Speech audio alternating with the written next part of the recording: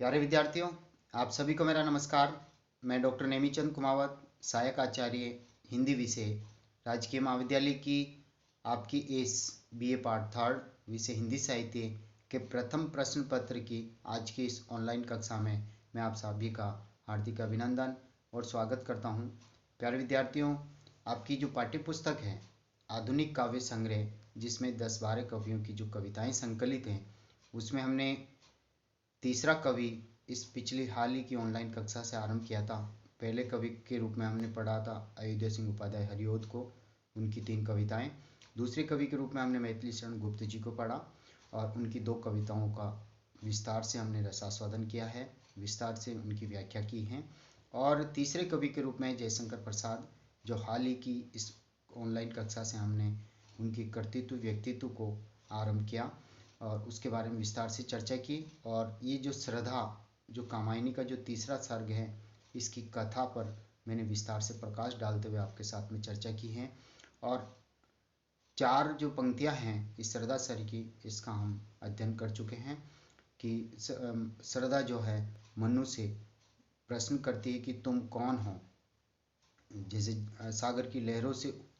कोई मणि उछल करके बाहर आकर के अपनी आभा से चारों ओर के वातावरण को प्रकाशित कर देती है, इसी तरह से इस पूरे संसार में जल प्रलय हो गई है और इस चट्टान पर तुम बैठे हुए अपनी आभा से, अपनी चमक से इस सुनसान और नीरस स्थान को अपनी आभा से तुम चमका रहे हो। तुम कौन हो? तुम इस तरह से चिंतामग्न और शांत स्थिर होकर के बैठे हो कि जैसे तुमने संसार का कोई रहस्य सुलझा लिया है। और इसके आगे से हम आज आरंभ करेंगे, तो आइए हम आरंभ करते हैं। सुनाई है मनु ने मधु गुंजार मधु करी कासा जब सानंद, अर्थात जैसे ही तुम कौन हो ये प्रश्न श्रद्धा ने किया मनु से, और मनु ने जब ये सुना तो मनु को ऐसा लगा जैसे कोई भ्रमर का स्त्रीलिंग भ्रमरी, जो मधु गुंजार अर्थात पुष्पों पर बैठ करके जैसे परागकण शहद का यानी मकरंद का पान उसने कर लिया और मदमस्त उसकी जैसे आवाज़ हो भ्रमरी की, भौं भौं की आवाज़ की तरह, यानी श्रद्धा की जो वाणी है वो मनु को इस तरह से सुनाई दी जैसे कोई भ्रमरी जो है, जो मधु का पान करती है, वो जो आनंदित होकर के मकरंद पान करने के उपरांत आनंदित होकर के वो भौं भौं की अपनी मधुर आवाज़ करती है, और यानी आनंद देने वाली आवाज़। तो मनु को श्रद्धा की आवाज़ अत्यंत सुखकारी और आनंदकारी प्रतीत हुई। की मुख नीचा कमल समान, और मनु जो है अपना की मुख नीचा कमल समान प्रथम कवि का जो सुंदर छंद, एक झटका सा लगा शहर निरखने लगे लूटे से, कौन गा रहा ये सुंदर संगीत, कुतूहल रह न सका फिर मौन। मनु जो है चिंतामग्न स्थिति में और जीवन जीने की कुछ आशा लगाए हुए बैठे थे। उसका मुख नीचा था, एकदम स्थिर शांत स्वभाव, और कानों से उसने किसी स्त्री की आवाज़ सुनी, यानी श्रद्धा की आवाज़ सुनी। तो मुख नीचा कमल समान, जिस तरह से कमल झुका हुआ होता है, कमल की पंखुड़ियाँ, उसी तरह से मनु की गर्दन झुकी हुई, और वो हिमालय पर्वत की एक चट्टान पर बैठे थे। और वह श्रद्धा की आवाज़, प्रश्न करने की आवाज़ इस तरह से लगी मानो किसी भ्रमरी का किसी भ्रमरी की मधुर गुंजार हो जो अत्यंत आनंद देती हो, या फिर जो प्रथम कवि अर्थात वाल्मीकि जी ने जब काव्य आरंभ किया था तो उनका जो प्रथम छंद जब हम सुनते हैं तो अत्यंत रसानुभूति होती है, अत्यंत आनंद मिलता है। तो मानो किसी कवि ने पहली पंक्तियाँ रची हो, तो वैसे ही छंद की भांति मधुर स्वर के समान श्रद्धा की वाणी मनु को सुनाई दी। एक झटका सा लगा शहर, जब पहली बार जब कोई आवाज़ लगाता अचानक, तो हमारे हृदय में हलचल मच जाती है, हम सक्रिय हो जाते हैं कि किसने यह आवाज़ लगाई। तो एक झटका सा लगा सहर्ष अर्थात हर्ष के साथ, कि प्रसन्नता के साथ मनु को ऐसा एहसास हुआ कि मेरे ही सिवाय और कोई भी यहाँ पर नहीं बचा है। लेकिन अब पता चला है कि ये आवाज़ कहाँ से आ रही है, और मेरी ही तरह कोई प्राणी इस जल पड़ने से और शेष बचा है। निरखने लगे लूटे से, अर्थात जैसे कि वो ठग लिए गए हों। अचानक उनकी श्रद्धा की आहट पा करके वो श्रद्धा को देखने लगे, श्रद्धा की मधुर वाणी को उसने सुना। कौन गा रहा ये सुंदर संगीत, और उनकी जिज्ञासा फिर बढ़ गई कि ये मधुर मधुर वाणी में कौन, यानी मधुर वाणी में श्रद्धा जो बोली, मनुष्य से जो प्रश्न किया था कि तुम कौन हो, तो ये सुंदर आवाज जो थी एक तरह से संगीतमय ध्वनि की तरह मनु को लगी। कुतूहल रह न सका फिर मौन, और फिर मनु जो है चुपचाप मौन स्थिर होकर स्वभाव में वो बैठे थे। फिर उनकी वो मौन नहीं रह सकते, उनकी जिज्ञासाएं बढ़ी और कुछ जानना चाह रहे कि ये कौन है जिसने मेरे से प्रश्न किया है कि तुम कौन हो। और देखा वह सुंदर दृश्य नयन का इंद्रजाल अभिराम, और जैसे ही मनु ने अचानक जिस ओर से आवाज आई उस ओर अपनी गर्दन जो झुकी हुई थी उसको ऊपर उठाया और उस तरफ देखा तो सामने श्रद्धा खड़ी थी, एक सुंदर नारी खड़ी थी, सुंदर स्त्री खड़ी थी। देखा वह सुंदर दृश्य अर्थात एकदम आभायुक्त सौंदर्यमय दृश्य देखा, नयन का इंद्रजाल अभिराम, अभिराम यानी सुंदर, यानी श्रद्धा के सुंदर रूप को देखा तो मनु के ऊपर एक जादुई प्रभाव पड़ा कि इतनी सुंदर स्त्री ये कौन है जो मेरे सामने आकर के खड़ी हुई है। कुसुम वैभव में लता समान चंद्रिका से लिपटा घनश्याम। अब यहाँ उपमाएं, कवि यहाँ पर उपमा उत्प्रेक्षाएं रूपक अलंकार का प्रयोग करते हुए श्रद्धा के रूप सौंदर्य का चित्रण मनु के माध्यम से करवा रहे हैं। कुसुम वैभव में, कुसुम यानी पुष्प, पुष्पों की शोभा के मध्य में मानो कोई लता सुसज्जित हो रही हो, उसी के समान श्रद्धा भी, उसके अंग प्रत्यंग जो कोमल हैं पुष्प के समान वो अत्यधिक सुंदर लग रहे हैं। चंद्रिका से लिपटा हो घनश्याम, चंद्रिका यानी चंद्रमा की चांदनी से लिपटा घनश्याम, घनश्याम यानी बादल, तो ऐसा लगता है कि जैसे कोई बादल का छोटा छोटा सा टुकड़ा हो जो चंद्रमा की चांदनी से घिरा हुआ हो, यानी यहाँ चंद्रमा की चांदनी के समान ही श्रद्धा का जो है गौर वर्ण है, पीत वर्ण उसका है, तो चंद्रमा की चांदनी से मानो घनश्याम बादल घिरा हुआ हो, इस तरह का वह सुंदर दृश्य मनु को लगा। फिर है हृदय की अनुकृति बाह्य उदार एक लंबी काया उन्मुक्त, मधु पवन क्रीडित जो शिशु साल सुशोभित हो सौरभ संयुक्त। हृदय की अनुकृति यानी मनुष्य का जो हृदय है वो कोमल होता है, तो हृदय के अनुकरण के अनुसार ही अर्थात हृदय की भावना के अनुसार ही बाह्य उदार, बाहर से भी ये स्त्री जो है सामने आई है श्रद्धा, ये बाहर से भी उदार हैं, एक लंबी काया अर्थात लंबा चौड़ा उसका शरीर, और उन्मुक्त और स्वच्छंद उसका स्वभाव है, वो किसी बंदिश में नहीं है। मधु पवन क्रीडित जो शिशु साल सुशोभित हो सौरभ संयुक्त, यानी श्रद्धा का जो शरीर है न केवल उदार गुणों से युक्त है, न केवल उसमें कोमलता विद्यमान है, बल्कि साथ ही उसके शारीरिक सौंदर्य में सुगंध भी आ रही है। तो उसी को लेकर के कहा है कि जैसे मधु पवन अर्थात कोई सुगंधित हवा, क्रीडित जो शिशु साल, शिशु साल यानी साल वृक्ष का कोई छोटा सा पेड़, जिसे सुगंधित हवा जब प्रवाहित होती है तो पेड़ हिलता है, तो ऐसे लगता है कि साल वृक्ष का छोटा सा बच्चा इस हवा में खेल रहा है। सुशोभित हो सौरभ संयुक्त, और वो सौरभ यानी सुगंध युक्त होकर के छोटा सा साल वृक्ष का बच्चा खेल रहा हो, तो ऐसे ही श्रद्धा का शरीर भी उसको लगा कि मानो, क्योंकि मधुर सुगंधित हवा जब मंद मंद गति से जब प्रवाहित होती हैं तो श्रद्धा के वस्त्र जो है उसमें हिलते हैं और बाल उड़ते हैं, तो इस तरह से, और उसके शरीर से सुगंध आ रही है। तो यहाँ ये उपमा दी गई है साल वृक्ष के शरीर, साल वृक्ष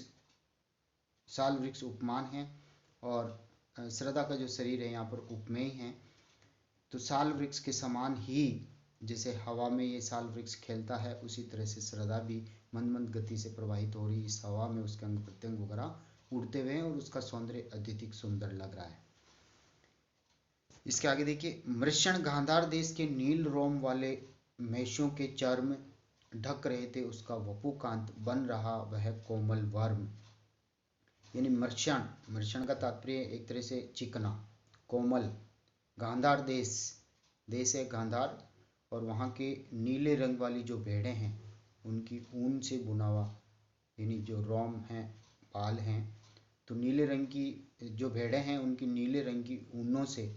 मानो, मेषो लिखा यहाँ पर, मेषो का मतलब भेड़, के चर्म यानी खाल, यानी उसकी नीले रंग की खाल के समान जैसा वस्त्र, यानी नीले रंग का वस्त्र या नीले रंग की साड़ी श्रद्धा ने पहन रखी है। ढक रहे थे उसका वपु कांत, वपु यानी शरीर, कांत यानी सुंदर, उसके सुंदर शरीर को नीले रंग का वस्त्र यानी भेड़ों की ऊन जो नीले रंग की है, चर्म जो है चमड़ा उसके रंग का उसने वस्त्र पहन रखा है। वे कोमल वर्म अर्थात उसका आवरण जो है अत्यधिक कोमल है, जो नीले रंग की रेशमी साड़ी में लिपटा हुआ है, या उसने साड़ी या वस्त्र परिधान पहन रखा है। तो इसी को लेकर के यहाँ पर कवि कल्पना कर रहे हैं। आगे देखिए, श्रद्धा के जो वस्त्र परिधान जो उसने पहन रखे नीले रंग के, उसी में उसका जो सौंदर्य है किस तरह से लग रहा है। देखिए नीली साड़ी में श्रद्धा, तो नील परिधान बीच सुकुमार खुल रहा मृदुल अधकुला अंग, खिला हो ज्यों बिजली का फूल मेघ बन बीच गुलाबी रंग। नील परिधान यानी नीले रंग का वस्त्र श्रद्धा ने पहन रखा है, क्योंकि मनु उसके रूप सौंदर्य को देख रहे हैं और वो चित्रण कर रहे हैं कि किस तरह से मधुकरी किसी मीठी आवाज उनको कानों में सुनाई दी, और जब आंखों से उस श्रद्धा के सौंदर्य को उन्होंने निहारा तो उनके ऊपर जादुई प्रभाव हुआ, जादुई सौंदर्य एकदम सामने आया। तो यहाँ कवि उत्प्रेक्षाएं, रूपक, उपमान आदि का प्रयोग करते हुए उस सरस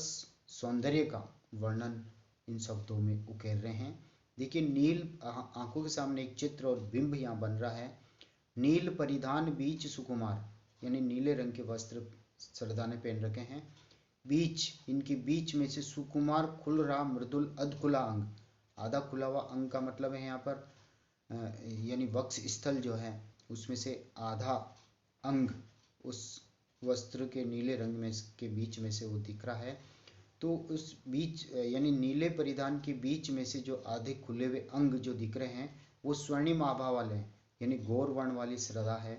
अत्यधिक गोरे रंग वाली हैं, और अंग प्रत्यंग जो उन नीले वस्त्रों के बीच में से जो दिख रहे हैं वो अत्यधिक सुंदर दिख रहे हैं। और कवि इसके लिए कल्पना कर रहे हैं यहाँ पर कि उसका आकर्षक सौंदर्य ऐसा लग रहा है जैसे खिला हो ज्यों बिजली का फूल, जैसे कोई बिजली का फूल बल्ब जल रहा हो, मेघ वन बीच गुलाबी रंग,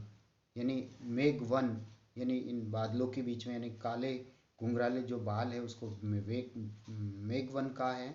श्रद्धा के घुंघराले काले बाल, और गुलाबी रंग की साड़ी उसने पहन रखी है, और उसका जो मुख है वो चंद्रमा के समान सुंदर वैसे ही है, और गौर वर्ण वाली वो हैं, अधखुले अंग ऐसे लग रहे हैं कि जैसे कोई बिजली का फूल बादलों के बीच में खिलता हुआ नजर आ रहा है। तो यहाँ उपमा है, उत्प्रेक्षा है। आव मुख पश्चिम के व्योम बीच जब गिरते हो घनश्याम, और श्रद्धा के अब सुंदर मुख के सौंदर्य का वर्णन कवि यहाँ कर रहे हैं मनु के माध्यम से, कि पश्चिम के व्योम यानी जब सूर्यास्त होता है तो पश्चिम दिशा का जो आकाश है उस आकाश में देखिए, तो पश्चिम के व्योम बीच जब गिरते हो घनश्याम, के पश्चिम में जब सूर्यास्त के समय जब बादल गिर जाते हैं तो उनके बीच में से जब सूर्य की किरणें चारों ओर निकलती हैं, उसी तरह से श्रद्धा के जो है घनश्याम का तात्पर्य यहाँ काले बाल श्रद्धा के हैं, और जो हवा से इधर उधर लहरा रहे हैं, और उनके बीच में वो जो चंद्रमुखी नायिका अर्थात श्रद्धा है उसकी चमक दिखाई दे रही है। बालों के बीच में से ही, घुंघराले बालों के बीच में से ही उसकी चमक, आभा, सुंदरता दिखाई दे रही है। तो यहाँ पर मुख को चंद्रमा के समान सुंदर बताया गया है, तो चंद्रमुखी नायिका। इसी तरह से अरुण, अगली पंक्ति देखिए, अरुण रवि मंडल उनको भेद दिखाई देता हो छवि धाम, और जब पश्चिम दिशा में जब बादल आकाश में गिरते हैं और सूर्यास्त होने का समय है तो सूर्य उनके बीच में से अपनी किरणों को बिखेर देता है, तो अरुण रवि मंडल, अरुण यानी लाल या सूर्य, सॉरी अरुण का तात्पर्य अरुणिम आभा हो गया यहाँ पर, लालिमा युक्त आभा, रवि मंडल अर्थात सूर्य जो है उनको भेद दिखाई देता हो छविधाम, और उन बादलों को, काले बादलों को भेदते हुए उनके बीच में से अत्यधिक सुंदर रूप में दिखाई देता है। तो यहाँ हम श्रद्धा को सूर्यमुखी भी कह सकते हैं कि सूर्य की तरह उसकी आभा है, उनकी किरणें हैं, आभा की जो किरणें हैं वो सूर्य की भांति रोशनी दे रही हैं या अत्यधिक सुंदर लग रही है। तो पहले इनको चंद्रमुखी, अब सूर्यमुखी नीला वस्त्र श्रद्धा ने पहन रखा है। इसके बाद देखिए आगे की पंक्तियां, या की, और कवि को फिर संदेह हो रहे हैं यहाँ पर, मनु को और संदेह हो रहा, अथवा या की संदेह अलंकार, नव नील लघु श्रृंग फोड़कर धधक रही हो कांत, एक लघु ज्वालामुखी अचेत माधवी रजनी में अश्रांत। मनु को फिर ऐसा लग रहा है कि मान लो कोई नीले रंग की कोई मणि जो है, नीलमणि लघु सुरंग यानी छोटे से पर्वत को फोड़ करके वो ज्वाला एक तरह से धधक रही है, ज्वाला के रूप में धधक रही हो, कांत कांत यानी सुंदर। अर्थात लगातार कोई नीले रंग की मणि जो है छोटे से पर्वत को फोड़ करके ज्वाला के रूप में धधक रही है। अर्थात अब ये ज्वालामुखी, ज्वाला के समान मुख वाली गौरवर्ण रूप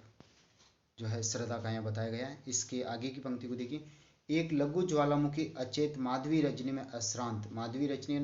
वसंत ऋतु में अश्रांत यानी लगातार, एक लघु ज्वालामुखी यानी एक छोटा सा ज्वालामुखी जो है लगातार चेतनशील है, लगातार वो जल रहा है, भभक रहा है या धधक रहा है हम कह सकते हैं। तो श्रद्धा का जो शरीर वो पीत वर्ण यानी गौर वर्ण है और ऐसा लगता है कि जैसे कि मानो कोई ज्वालामुखी धधक रही हो। गिर रहे थे घुंघराले बाल अस अवलंबित मुख के पास, नील गन सावक से सुकुमार सुधा भरने को विधु के पास। यहाँ इस पंक्ति में गिर रहे थे घुंघराले बाल, अंश अंश कंध, कंधों तक श्रद्धा के घुंघराले बाल गिरे हुए थे। अवलंबित मुख के पास यानी कंधों का सहारा लेकर के वो मुख के चारों ओर घुंघराले बाल गिरे हुए थे। ऐसा लगता था इस दृश्य को देख करके मनु को कि नील गन सावक से सुकुमार यानी नीले आकाश में बादल के जो छोटे छोटे बच्चे हैं वो बच्चे सुकुमार अत्यधिक कोमल बच्चे सुधा भरने को विधु के पास, और वो अमृत लेने के लिए चंद्रमा को चारों ओर से घेर रहे हो। अब यहाँ नायिका को तो चंद्रमा नहीं कहा गया, नायिका का जो मुख है अर्थात श्रद्धा का मुख चंद्रमा के समान है, और जो छोटे छोटे गन सावक यानी बादलों के जो टुकड़े हैं बच्चे हैं नीले रंग के, क्योंकि नीले रंग का वस्त्र श्रद्धा ने पहन रखा है, और उसके घुंघराले बालों को यहाँ पर बादलों छोटे छोटे बादलों के बच्चे बतलाया गया है। बादल इधर उधर घूम घूम करके मुख के पास आते हैं हिलने से हवा से, तो ऐसा लगता है कि मानो ये बादल ये सीता के श्रद्धा के बाल रूपी बादलों के छोटे बच्चे श्रद्धा के मुख रूपी चंद्रमा से अमृत रस का पान कर रहे हों। प्यारे विद्यार्थियों, आज की इस ऑनलाइन कक्षा को हम यहीं समाप्त करेंगे। अगली ऑनलाइन कक्षा इसी पंक्ति से आगे जारी रखेंगे। Thank you.